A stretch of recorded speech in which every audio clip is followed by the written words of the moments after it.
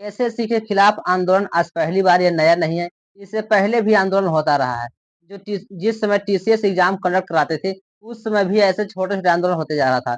लेकिन ये सबसे बड़ा आंदोलन होने जा रहा है, क्योंकि टीसीएस इस समय नहीं है, बल्कि टीसीएस के स्थान पर कोई और एग्जाम कराने वाले वेंडर, उनका नाम है इडुक्यूटीज, इन्होंने एग्जाम कराने का ठेका लिया था।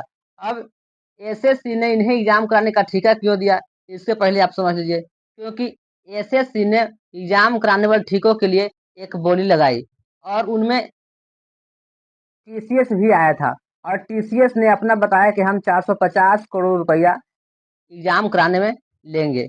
और इस टीसीएस के जैसा और अन्य जो संस्थाएं वेंडर हैं, उन्होंने भी अपनी अपनी को रखा कि हम इतना रुपया लेंगे, हम इतना रुपया लेंगे।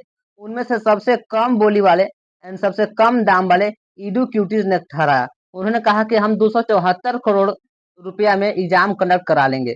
और हमारी सरकार ने पैसा को कम देखते हुए में क्वालिटी को ध्यान नजरअंदाज करते हुए उन्होंने पैसा के स्थान को महत्व दिया।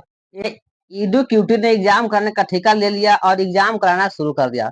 और इन्होंने सबसे पहला एग्जाम, ये एसएससी सिलेक्शन फेज 13 का एग्जाम शुरू किया। इसका डेट था 24 जुलाई से, और 24 जुलाई से इन्होंने तय किया कि 24 जुलाई से हम बच्चों को एग्जाम लेंगे। जब सभी बच्चे अपने अपने सेंटर पर 24 जुलाई को पहुंचे, तो सेंटर पर की सूचना आ रहा है कि एग्जाम बंद है, एग्जाम कैंसिल है, किसी कारण से एग्जाम कैंसिल है, कई अन्य कारणों से एग्जाम कैंसिल है। तो ये बच्चे वहां से घूर घूर के आ गए। कई ऐसे एग्जाम सेंटर थे जो कैंसिल मिला, बच्चे उतना दूर दूर पैसा खर्च करके गए, वहां से वापस लौट कर आ गए हैं। और ये सब बात शिक्षकों को अच्छी नहीं लगी, और वह पैसा कम रखा, पैसा कमाने के लिए अलग अलग तरीके अपनाना शुरू कर दिया। जैसे कि एग्जाम सेंटर पर कोई सुविधाएं नहीं देना, एग्जाम सेंटर पर बैग रखने के बच्चों से 50-50 रुपया, 100-100 रुपया वसूली करना। एग्जाम किन्हीं का एग्जाम सेंटर तो इतना दूर भेज दिया, जैसे अंडमान निकोबार द्वीप भेज दिया है, लग रहा है कि वहां उनके कोई रिश्तेदार हैं, वैसे भेज दिया है। एग्जाम सेंटर पर टीना से करकट, मतलब समझिए कि चारों ओर से दीवार है, ऊपर से करकट रख दिया गया है, और वहां कंप्यूटर रख दिया गया है। कंप्यूटर इतनी खराब, माउस इतनी खराब, बच्चे बता रहे हैं कि कंप्यूटर का माउस काम नहीं कर रहा है, कीपैड नहीं काम कर रहा है। कहीं ऐसा लग रहा है कि ये एग्जाम तो लीक ही नहीं, पूरा एग्जाम ही लीक तो नहीं हो गई है, ऐसा महसूस लोगों को हो रहा था। क्योंकि ये इडुक्यूटी संस्थान ने इस तरह से रवैया अपना रही है, शायद पैसा कमाने के लिए अपना रही है, या सरकार की मंशा है कि हम लोगों बच्चों को रोजगार न दें, बच्चों को नौकरी न दें, ये ऐसा शायद हो सकता है। इन सभी बातों को लेकर के हमारे बच्चों ने इन सब बात अपने शिक्षकों को बताया। इसके साथ साथ एग्जाम सेंटर का वीडियो भी अपने शिक्षक को दिया। वो वीडियो में दिखाया जा रहा था कि कोई सुविधाएं नहीं है। ऐसा लग रहा है, कुछ तो हमारे शिक्षक ऐसे कह रहे हैं कि लग रहा है कि भैंस के तबेला में एग्जाम सेंटर भेज दिया गया है। सरकारी या स्कूल में आप एग्जाम देते होंगे तो इससे अच्छा व्यवस्था मिलती होगी, इससे अच्छा तरह से एग्जाम देते होंगे, लेकिन इससे मतलब कहीं की घटिया किस्म का वह एग्जाम वेंडर है। इससे आप लोगों के दिमाग में यह बैठ गया है कि ईडी से अच्छा तो टीसीएस ही थी।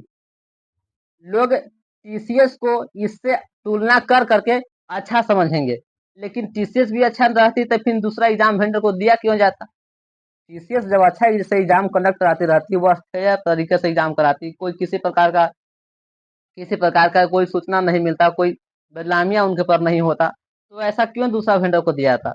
इस दूसरा वेंडर को दे सस्ते दाम पर दे दिया गया, और सस्ते दाम के चक्कर में पूरा एग्जाम करप्ट करा। सभी शिक्षक दिल्ली के सड़कों पर चले गए, और दिल्ली चले गए, और वह ऑफिस चले गए, डीओपीटी ऑफिस चले गए। ऑफिस वहां जाने के बाद से कई घंटों तक खड़े रहे, कई घंटों तक खड़े रहने के बाद से बहुत सारे पुलिस आ गई, सभी शिक्षकों पर लाठी चार्ज कर दिया गया। और कुछ शिक्षक ऐसे उनका चोट लग गया, हाथ भी टूट गया, किसी का मुंह पर लग गया।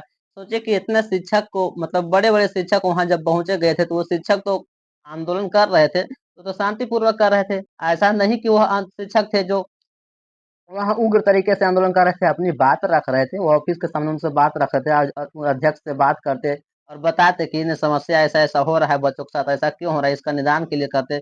और वो ऐसा निदान करते कि वो हमेशा एसएससी सुधरी रहे, बार बार आंदोलन करने की आवश्यकता ना पड़े। इन सब बातों को ध्यान रखते हुए हमारे शिक्षकों के साथ ये बदसलूकी की गई, और बदसलूकी की गई, सरकार भी इस पर ध्यान नहीं दे रही। अब शिक्षक का काम पढ़ाना ही नहीं, बल्कि आंदोलन करना रह गया है।